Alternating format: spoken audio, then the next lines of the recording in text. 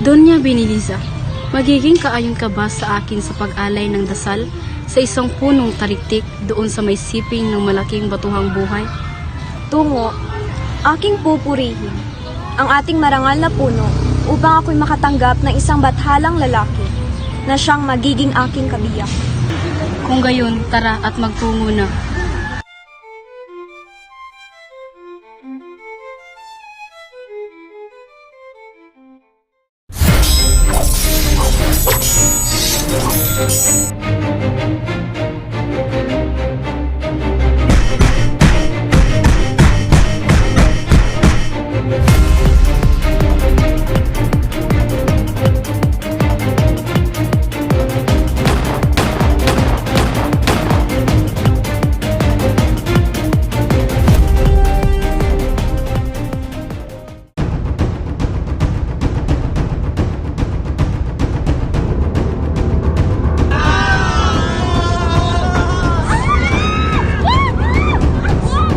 Rendetes, Llanos Genes Oponentes kontra los que luchar!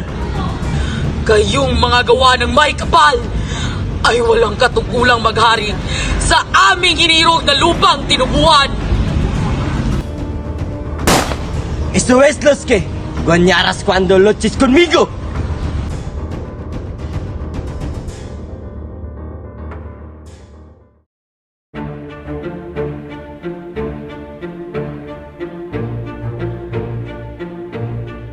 Necesitamos influenciarlos que sean piadosos. ¿Qué quieres decir? La religión es una de las cosas que les presentaremos y deben adentrarse en ella.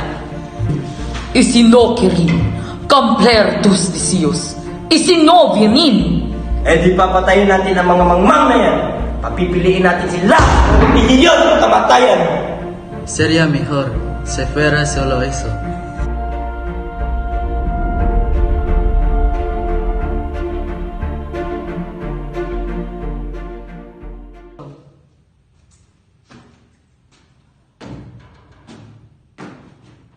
Ako'y nakatindig dito ngayon upang ipahayag sa pagbuo ko ng hingin sa mga reliyon.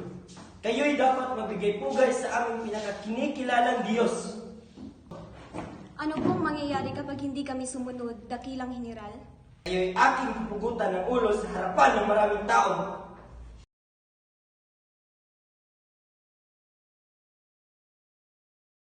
Sa ngalan ng Ama, ng Anak, ng Espiritu Santo. Pagbasa mula sa Aklat ng Mga Awit, Psalm 23. Ang Panginoon ang aking pastol, hindi ako magdarahok. Sa luntiang pastulan niya ako inululuklok. Natahimig na tubig niya ako iniwan. Hindi ako pababayaan. Kahit ako'y dumaraan sa madilim na lambak, mula sa panganib ako'y ililigtas niya. Ang kanyang watawat ay watawat ng pag-ibig. Sa kanyang hapag ako'y sumasainyo. Sa sapat na panustos at sa masaganang buhay, ako'y inaakay niya. Iyak ang paninirahan ko sa pangalan ng Diyos. Magpakailanman at kailanman. Salita ng Diyos. Ang Ginoo manaa kanino. Manaa usab kanimo. Magsitayo ang lahat para sa pagkanta ng Ama namin.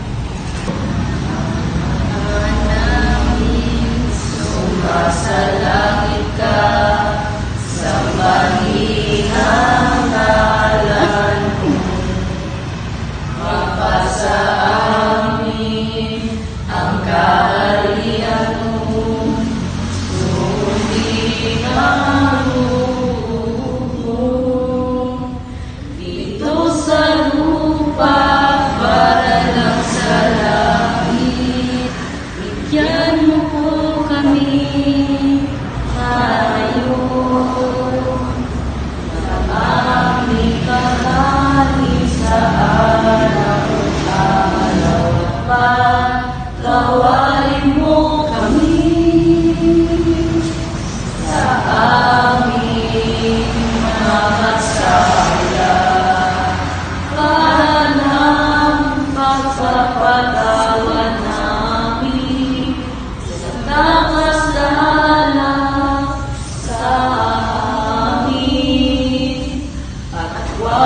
mo kaming ipagtulot sa tukso at iadya mo kami sa lahat ng masama.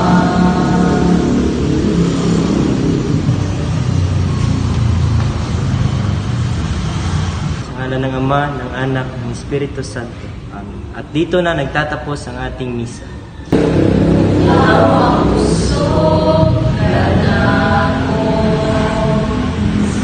Halipayong dalampanan, muabot man ang problema. Malay-may kapanimulan, malay-may kakumpalas sa iyong ugma.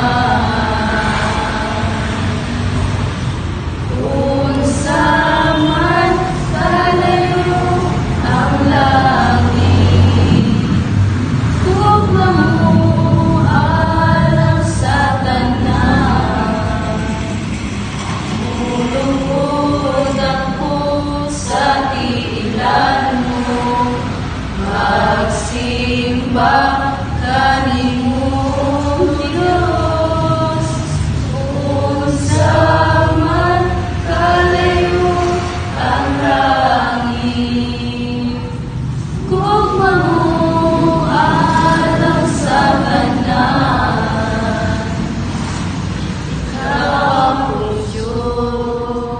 Ikaw akong Diyos, o kalipayo.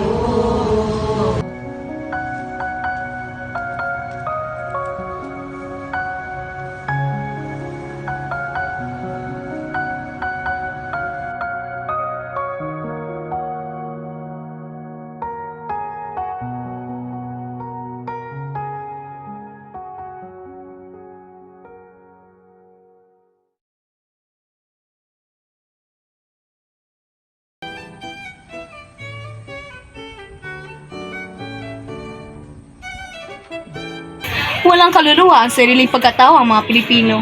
Walang pagkakaisa ng kanilang adikain. At walang pagmamahal sa kanilang inang bayan. Nakikiisa ako sa iyong pahayag, Doña Victoriana. Nalilito ako kung bakit ang mga ito ay walang sariling kultura at pagkakilanlan.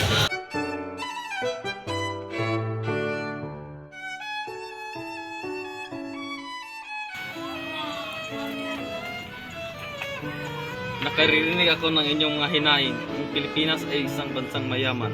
Sa kagandahan ng kultura, kayo lamang ay tila bagay walang kamuwang-muwang. Bakit ka ba nangingialam sa mga bulong-bulungan ng mga babae? Kabaklaan ba iyong kaluluwa? Hindi ako nakikialam sa mga bagay na di akin. Mahal na Donya, ngunit aking ipapakita sa inyo ang aming bayan ay puno ng buhay at mayamang kultura. Anong bayan ang iyong tinutukoy? Amin na itong lupain, sapagkat kayo'y walang sarili ng diwa at tanging panggagaya lamang sa amin ang iyong ginagawa.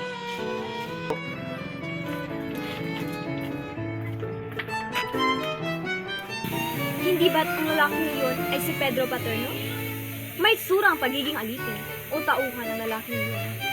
Oo, siya nga. Tara na at umalis na tayo. Hindi dapat natin siya pinag-uusapan. Hindi naman siya karapat-dapat. Tara na.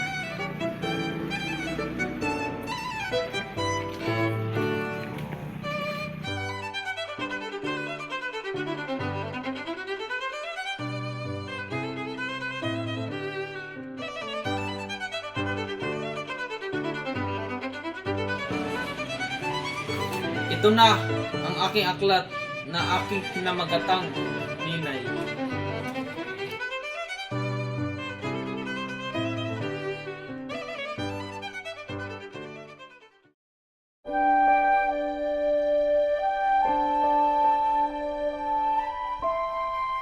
Ikaw baga si Marian Asuncion Rivera? Ako'y pinangangambahan ng aking damdamin sapagkat natagpuan ko na ang babaeng bantog dito sa aming bayan. Dahil sa iyong kagandahan, kabaitang loob at karunungan. Oo, ako nga mahal na Ginoo. Ikaw ba si Francisco? May pagkakahawi ka sa kanya eh. Oo, ako nga mahal na Donya. Marian Asuncion Rivera. Donya Marian, pwede ba kitang imbitahin sa pagpasyal sa aming palasyo? Pasensya na, Ginoong Kapile. Ngunit may minamahal na akong iba at ayokong masaktan ka. Ano ibig sabihin nito? Hinamahal ko, Marian. Hinaharas ka ba ng lalaking yan? Hindi, mahal. Kaibigan ko lang yan. Pero handa kitang ligawan para mapuwalang bisa ang pagmamahal mo sa lalaki na iyan. Ano? Manliligaw ka ni Marian? Francisco! Francisco! Hindi ikaw to! Hindi ikaw yan! Tignan mo ko sa aking mga mata!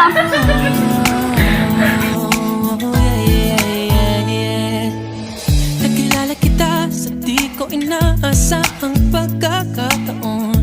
Nakakabigla, para bang sinadya at tinakta ng panahon. Tila agad akong nahulog ng hindi. Marian! Ano ba itong nalalaman ko? Nakikipaghidwaan ka daw kay Ginoong Capulet. Ate! Siya yung nauna! May paghangak siya sa akin! At hindi ko yung tinanggap dahil mahal ko si Francisco! Mahal ko si Francisco Balagtas! Si Francisco Balagtas? Ipinakulong na siya dahil sa pinagagawa niya. Ba't ganon? Inosente yung iniirog ko. Ba't niyo po siya ipinakulong? Punyeta! Magbabayad yan si Ginoong Capulet! Marian! Hindi mo lang alam, Marian, na ipapakasal ka na pala kay Ginoong Capulet.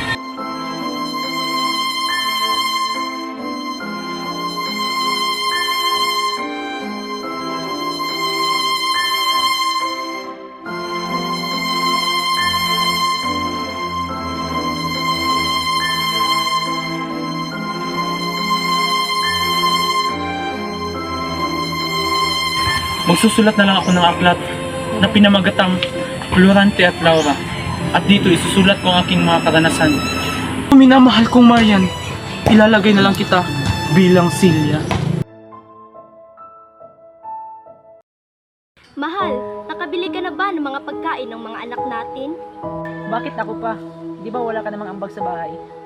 Bakit ka ganyan sa akin? Hindi naman ganyan ang pakikitungo mo sa akin dati. Magbabago ang tao, kaya magbabago din ang pagkikitungo sa'yo. Pero asawa mo ko, bakit ganyan? May mga anak tayo. Tumahimik ka nga, alis na ako.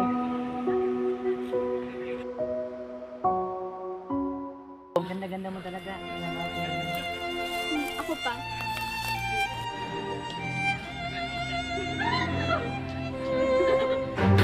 Si Raul ba yun? Hayop ka! Nandito ka pala? Isa ka na ngang irresponsableng ama, manluloko ka pa! Sino ba kasing babaitang to? Hoy, ahas! Tumahimik ka! Alam mo nang pamilyado ang tao, kumakapit ka pa! Kasalanan ko ba ako yung kinapitan? At hindi ikaw? Kinapitan ka kasi malandi ka. Pigil na kayo! Imelda, Demetra, bakla ako! Hindi ako si Raul. Ako si Rafaela. At mahal ko si Kenril. At siya ang aking tinatangi. Dahan lang, dahan lang. Pwede bang Alam mo, mahal na kita. Maraming dumadating. Gusto ko sana siya lang eh.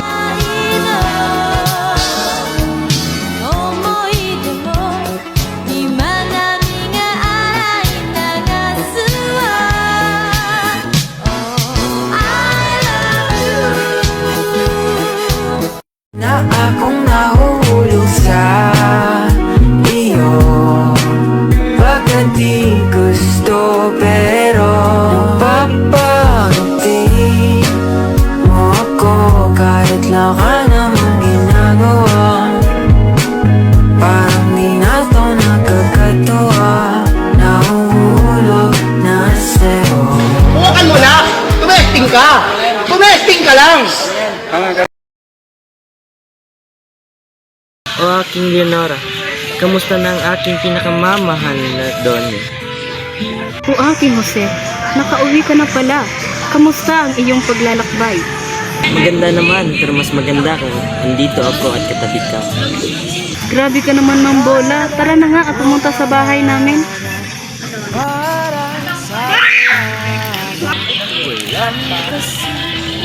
O aking Leonora, kailangan ko nang pumunta at bumalik ng Europa. Pero bakit? Palagi ka na lang umalis. Hindi mo ba ako mamimiss? Mamimiss naman kita, Leonora, pero kailangan talaga pasensya ka na. O sige, mag-ingat ka sa Europa ha. Leonora, kailangan mo ng tantanan si Jose. Pero bakit ate? Nagmamahalan na kami ni Jose. Tutol si inay at ama sa inyong pagmamahalan. Mapapahamak ka lang. Pero ate, mahal ko si Jose. Wala na kayong magagawa. Pwes, kung ayaw mong lumayo sa kanya, ipapahamak namin siya. Ate, wag. Sige, gagawin ko na lang yung gusto niyo. Papakasalan mo si Ginoong Kapsule. Sa ayaw at sa gusto mo. Yun ang gusto ni inay at ama.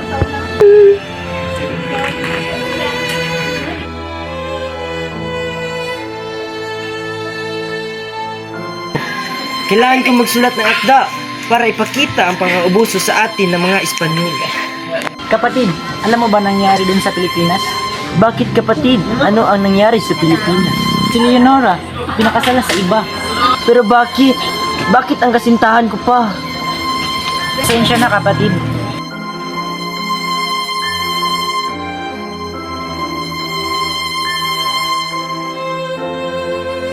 Naipalabas ko na ang aking aklat na Noli Me Tangere. Isusunod ko naman ang El Filibusterismo.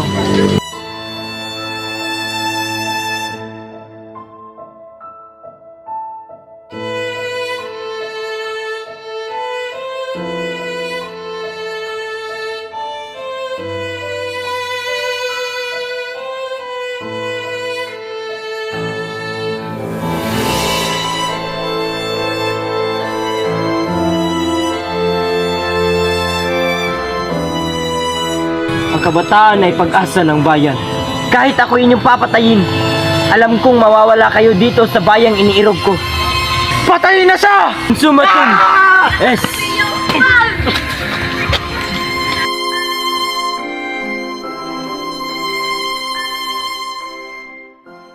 May iniisip ako. Ano iyon, General?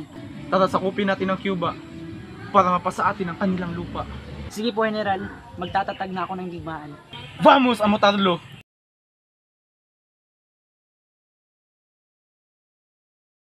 Luso mga Espanyol! Let's start the fight! Start!